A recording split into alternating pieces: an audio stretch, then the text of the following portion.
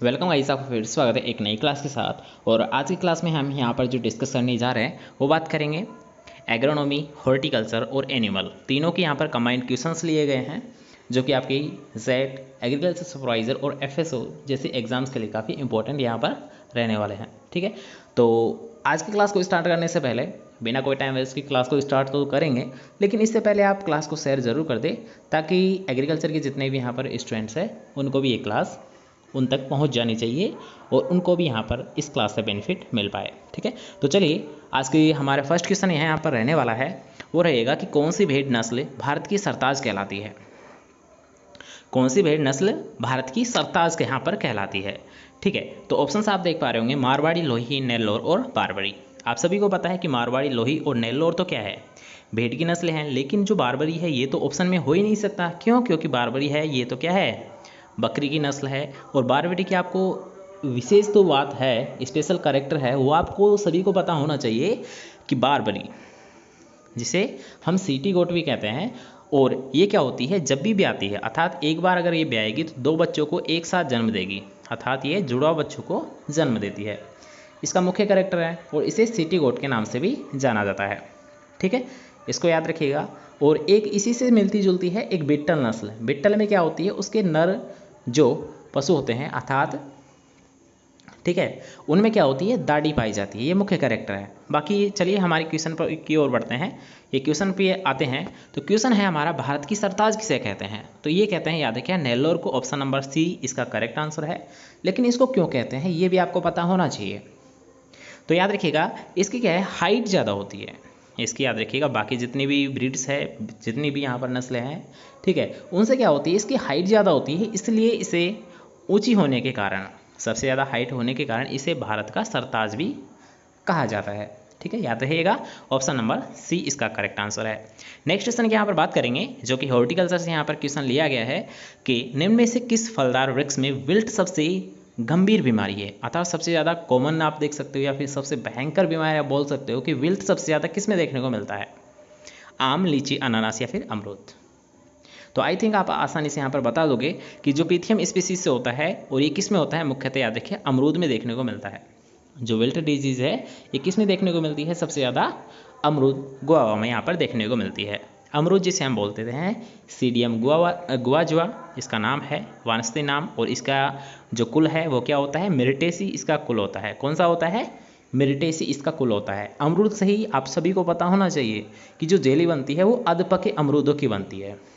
कुछ याद आया, जेली जिसमें TSS की मात्रा कितनी होती है, 65% होती है, जिसमें जेली, वही जेली की हम बात कर रहे हैं जिसमें पेक्टिन की मात्रा आवश्यकता होती है। और पेक्टिन मापने के लिए किसका प्रयोग किया जाता है, कुछ याद करिए, कुछ मेथड बताए थे, जैसे कि अल्कोहल टेस्ट विधि, सीट टेस्ट विधि, ये सभी किस में ली जाती है, पेक्टिन के मेजर करने के लिए जाती है।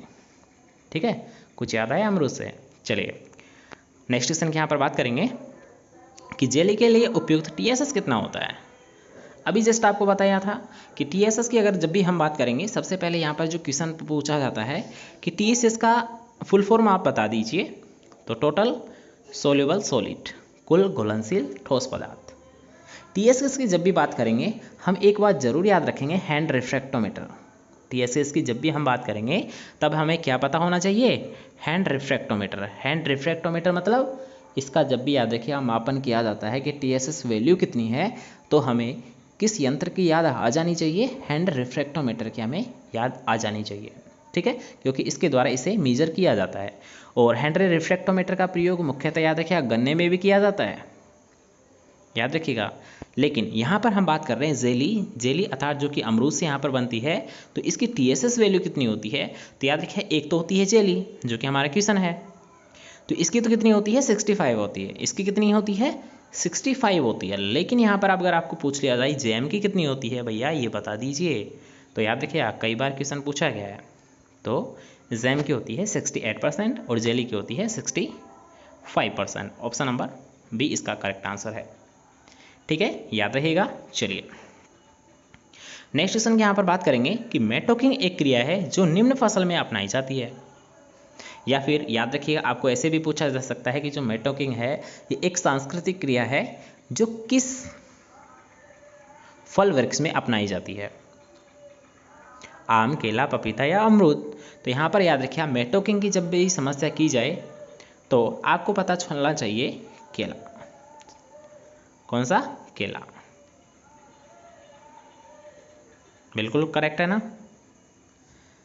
मेटोकिंग की जो समस्या आती है या फिर जो सांस्कृतिक क्रिया है, ये किस में अपनाई जाती है? केला। केला उसी हम केले की बात कर रहे हैं जिसमें जो 2x2 की स्पेसिंग रखी जाती है। मूसा पेरिडिस का जिसका नाम होता है, मुजेसी जिसका कुल होता है। इसके अलावा बता दीजिए जल्दी से। एक इसका पुष्क्रम बहुत ज़्यादा बार पूछा गया है कि इसका पुष्क्रम कौन सा होता है। तो इसका पुष्क्रम होता है स्पेडिक्स होता है। स्पेडिक्स होता है, याद रखिएगा। स्पेडिक्स तो केले का पुष्क्रम होता है, लेकिन एक गेहूं है हमारा क्रॉप, इसका क्या होता है? स्पाइक होता है। याद रखिएगा, यहाँ पर थोड़ा सा कंफ्यूज हो जाते हैं कुछ स्टूडेंट। तो गेहूं का तो होता है स्पाइक, गेहूं का क्या होता है? याद रखिएगा स्पाइक होता है, लेकिन जो केले का होता है ये स्पेडिक्स होता है। अब याद रहेगा, बस यहाँ पर कंफ्यूज मत होना है, ठीक है। चलते हैं नेक्स्ट क्वेश्चन की ओर कि बासमती चावल के 1000 दानों का वजन कितना होता है। तो याद रखिए, बासमती चावल का यहाँ पर पूछा गया है। चलिए, 2 ग्राम, 25 ग्राम, दोनों ऑप्शन सेम है यहाँ पर, 25 ग्राम या फिर 21 ग्राम, ठीक है। चलिए बताइए। सबसे पहले क्वेश्चन को करने से पहले हम जानेंगे कि 1000 बीजों का वजन क्या कहलाता है। एक होता है, याद रखिएगा, बीज सूचकांक, एक होता है परीक्षण भार। एक होता है परीक्षण भार, एक होता है सीड सूचकांक, अर्थात सीड इंडेक्स जिसे हम बोलते हैं। तो सीड इंडेक्स तो याद रखिए केवल 100 बीजों का होता है, लेकिन जो परीक्षण भार होता है, याद रखिए ये कितना होता है? 1000 दानों का वजन होता है। एक माइंड में बिठा लीजिएगा एक थ्योरी कि 100 बीजों का अगर हम वजन कैलकुलेट करेंगे तो उसे तो हम बोलेंगे क्या? बीज सूचकांक। लेकिन अगर हम बात कर लेते हैं 1000 दानों का वजन कितना होता है, तो उसे हम कहेंगे परीक्षण भार, अर्थात टेस्ट वेट। क्या? Test weight. तो यहाँ पर यही तो पूछा गया है, 1000 बीजों का वजन मतलब टेस्ट वेट बता दीजिए। बासमती चावल का बताना है, तो बासमती चावल का जो टेस्ट वेट होता है, याद रखिए ये 21 ग्राम होता है। ऑप्शन नंबर डी इसका करेक्ट आंसर है। लेकिन यहाँ पर तो बासमती चावल का पूछा गया है, तो 21 इसका बिल्कुल करेक्ट आंसर है। लेकिन अगर आपको केवल यहाँ पर पूछ लेता कि भाई साहब ये आप बता दीजिए कि चावल का कितना होता है, तो जब आपका क्या हो जाता है? राइट आंसर 25 ग्राम हो जाता। लेकिन अगर आपको यहीं पूछ ले कि 2 ग्राम किसका होता है, तो गेहूँसा का होता है। गेहूँसा अर्थात उसी को याद रखिएगा, फेलिरिस माइनर को, जिसे हम गेहूँ का मावा भी बोलते हैं, जिसे हम गुल्ली डंडा भी बोलते हैं, ठीक है। याद रहेगा, 2 ग्राम से क्या याद आ जाना चाहिए आपको? गेहूँसा, गेहूँ का मामा, फेलिरिस माइनर या गुल्ली डंडा, ठीक है। चलिए नेक्स्ट क्वेश्चन के यहाँ पर बात करेंगे। उससे पहले अगर आपको क्लास पसंद आ रही है तो वीडियो को लाइक ज़रूर कर दें और ज़्यादा से ज़्यादा वीडियो को शेयर ज़रूर कर दें। चैनल पर नहीं हो तो चैनल को सब्सक्राइब भी आप कर सकते हो, जिससे कि हमारी नई क्लासेस आपको मिलते रहे, ठीक है। चलते हैं नेक्स्ट क्वेश्चन की ओर कि टमाटर की कौन सी संकर किस्म ट्रिपल रोगरोधी है। ट्रिपल रोगरोधी कौन सी वेराइटी है? काफ़ी फेमस है, काफ़ी पॉपुलर वेराइटी है, कई बार एग्जाम में पूछी जा चुकी है। तो वो होती है, याद देखिए, अर्का रक्षक। कौन सी होती है? अर्का रक्षक, याद रहेगा। चलिए नेक्स्ट क्वेश्चन की यहाँ पर बात करेंगे। वेराइटीज़ में कोई भी यहाँ पर डिस्क्रिप्शन की कोई भी ज़रूरत नहीं है, डिस्क्राइब की, ठीक है। नेक्स्ट क्वेश्चन है कि गाय व बकरी में गुणसूत्र की संख्या कितनी होती है। तो इसमें भी ऐसा कोई डिटेल में मेंशन करने की ज़रूरत नहीं है, आप सभी को पता होना चाहिए कि गाय और बकरी में जो क्रोमोसोम नंबर होते हैं वो 60 होते हैं। बाकी मैं आपको बताया था कि गाय, भैंस, भेड़, बकरी, सॉरी वो तो कुल हमने बताए थे, लेकिन यहाँ पर गुणसूत्र की अगर बात करते हैं, याद रखिएगा, तो गुणसूत्र गाय व बकरी में कितने होते हैं? 60 होते हैं। काफ़ी अच्छा क्वेश्चन है। कितने होते हैं गुणसूत्रों की संख्या? 60 होती है। नेक्स्ट क्वेश्चन है, काफ़ी कॉमन क्वेश्चन है, लेकिन आप सभी को पता होना चाहिए क्योंकि ये भी क्वेश्चन आपको एग्जाम में पूछा जा चुका है कि मक्का में मादा फूल को क्या कहते हैं। मक्का में मादा फूल को क्या कहते हैं? ऑप्शंस आप यहाँ पर देख पा रहे होंगे, टेसल, सिल्क, कोब या कोई नहीं। चलिए, टेसल, सिल्क या कोब या कोई नहीं। तो यहाँ पर मादा फूल का पूछा गया था मक्का में, तो मादा तो याद रखिएगा क्या होती है? सिल्क होता है। लेकिन अगर आपको यहाँ पर पूछ लिया जाता है कि नर फूल क्या कहलाता है, नर वाला जो भाग है वो क्या कहलाता है, तो हम उसे कहते हैं टेसल। और इस नर वाले पार्ट को हटाना डीटेसलिंग कहलाता है।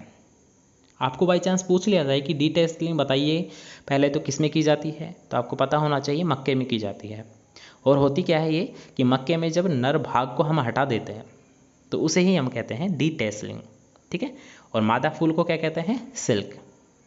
Okay, confirm question. चलिए इसका राइट आंसर क्या है, बी ऑप्शन इसका करेक्ट आंसर है। नेक्स्ट क्वेश्चन है कि गुलाब खास किसकी प्रमुख वेराइटी है, तो गुलाब खास है, याद रखिएगा पॉपुलर वेराइटी से। चलिए आप बता दीजिए, पपीता, आम, गुलाब या गुलदाउदी। तो गुलाब खास है, याद रखिए आम की फेमस वेराइटी है, ऑप्शन नंबर बी इसका करेक्ट आंसर है। किसकी वेराइटी है, आम की फेमस वेराइटी है। नेक्स्ट क्वेश्चन की यहाँ पर बात करेंगे कि मटर का मार्स स्पॉट रोग किस तत्व की कमी से होता है। तो यहाँ पर याद रखिएगा, अगर आपको पूछ लिया जाए मटर का मार्स स्पॉट रोग, काफ़ी फेमस है, काफ़ी इंपॉर्टेंट है, काफ़ी हाईलाइटेड क्वेश्चन है, कई बार आपको एग्जाम में ऑलरेडी पूछा गया है, तो बहुत ही ये शानदार क्वेश्चन बनता है, ठीक है। मैग्नीशियम, मैंगनीज, सिलिकॉन या फिर जिंक की कमी से होता है।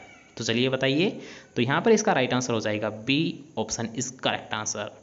अर्थात मार्स स्पॉट रोग है ये मैंगनीज की कमी से देखने को मिलता है। किसकी कमी से, मैंगनीज की कमी से यहाँ पर देखने को मिलता है। बिल्कुल, यहाँ पर जो भी हमारे क्वेश्चंस थे काफ़ी शानदार क्वेश्चन लेने की कोशिश की थी, कम क्वेश्चन थे लेकिन यहाँ पर हर एक क्वेश्चन के साथ आपको 2 या 3 क्वेश्चंस एक्स्ट्रा देखने को मिले हैं। तो आई थिंक आपको क्लास अच्छी लगी होगी। अगर आपको नेक्स्ट क्लासेस में क्या अपग्रेड चाहिए या फिर कौन सी क्लासेस आपको ज़्यादा पसंद है, आप अपनी राय, आप अपनी सजेशन वो कमेंट सेक्शन में बता सकते हैं, ठीक है। मिलते हैं नेक्स्ट क्लास के साथ, जब तक के लिए अच्छे से पढ़िए, अच्छे से रहिए, बाय बाय, टेक केयर।